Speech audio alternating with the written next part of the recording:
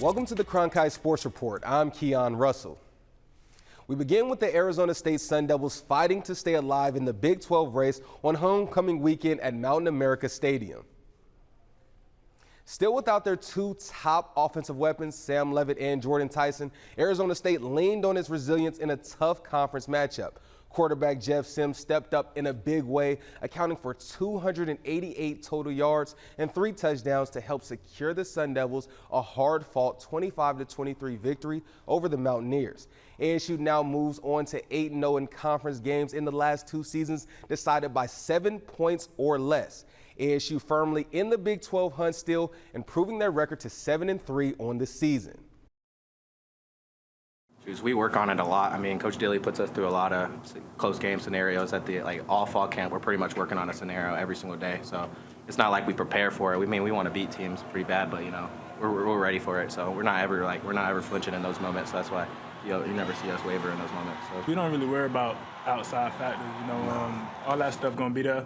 And we don't really care. So we just focus on what we can do, what we can work on, and how we work. And I feel like we got a lot of trust in each other, and that's the thing about this team. We got a lot of belief in each other. So I mean, anything is possible for us. Coming up next, ASU will be in for a huge test against Colorado on the road. Could be a trap game, some may say, against the struggling Buffaloes. These two met last year, which saw ASU come away with a 33-23 win over Colorado at home. The Sun Devils will then take on Arizona in the final game of the regular season. Should be an exciting matchup as both teams look for bragging rights right here in the state of Arizona. The most passionate fans here in the Valley rooting on the Sun Devils each week. Our Grace Johnson caught up with one lifelong fan to hear more about his deep love for the team. Let's go! For 50 years, Steve Perez has lived and breathed ASU football. Got him. As a season ticket holder, the 69-year-old has only missed one home game during that time. Tell everybody in my family, don't you get married on an ASU game day, because I'm not coming. And I said, don't die on an ASU game day, because I probably won't come to the funeral. What began as a bunch of college buddies attending ASU games in the 70s has become a lifelong tradition that starts as a tailgate. Go Devils! And then fills an entire row at Sun Devil Stadium. You made it! Well, it's always been family and friends, because we have 24 seats all in the same row now, and whoever can come in the family lets me know every week, and I make sure there's enough tickets. For these die-hard fans, ASU football is more than just a team. It's a community built on decades of friendships and tradition. We just love our family and our friends, and it's a great time to get together. With so many memories and just so many good friends that have grown up. After half a century of tailgates and games, the memories for Perez are irreplaceable. This means a lot to me. This is the last thing in my life that means a lot to me. I said, you know what, I'm going to die before I ever see ASU play the 2 Rose Bowls, and they did last year. Perez and his crew have seen it all from ASU football, from the Rose Bowl win to the 1975 undefeated season to last year in their first ever Big 12 championship win. However, there was a time when Perez almost walked away from everything and almost canceled his season tickets altogether. I said, I don't even want to go to these games anymore. I said, I just watch them on TV, packing up for a tailgate, doing all this stuff. I said, it's just not fun anymore. My buddy Phil Curry says, hey, this one more year, we can't stop. And I said, all right. So we did it, and then this is where we are after 1 year. But loyalty has strengthened Perez's footprint as a superfan, and he has a special request for how his legacy can live on once he's gone. When I pass, I want to be cremated.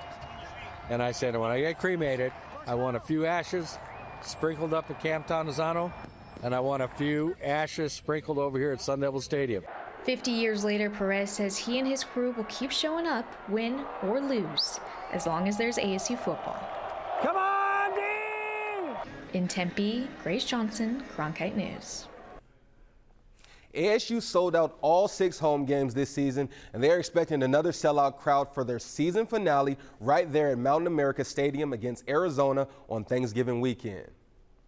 Staying right there in Tempe, the Arizona State men's basketball team looking for their first big win of the season as they welcome in 13th-ranked Gonzaga to Desert Financial Arena. Number 19 Gonzaga survived a second-half run to defeat Arizona State 77-65. Graham Ike scored 20 points, and Tyon Grant Foster hooped as well, scoring 14 and 12 off the bench. Despite a strong push by ASU, including Mo Odom's 12 points, Gonzaga held on behind clutch three-pointers from former Sun Devil Adam Miller. The Sun Devils suffered their first loss of the season in a close one and will look to bounce back against Georgia State.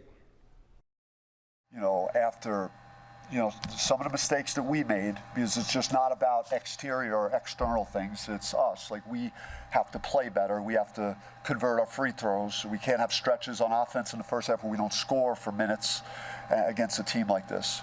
But it was remarkable with all that went on that we still were at 9 and had a chance if we would have got a stop. And like these guys, it's tribute to their resilience and how they fought, and I told them that after the game.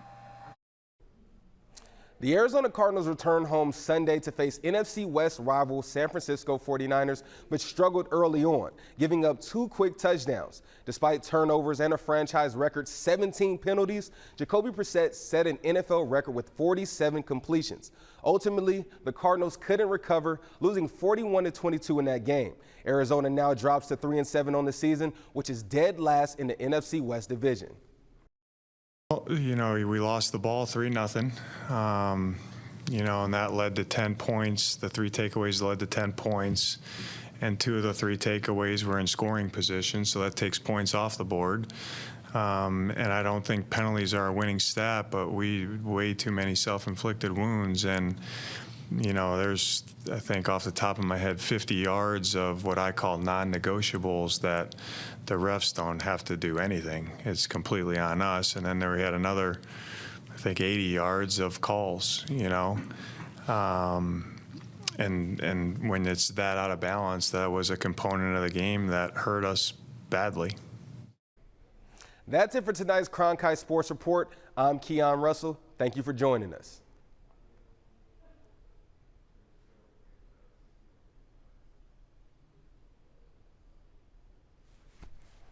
Grazie. Thank you.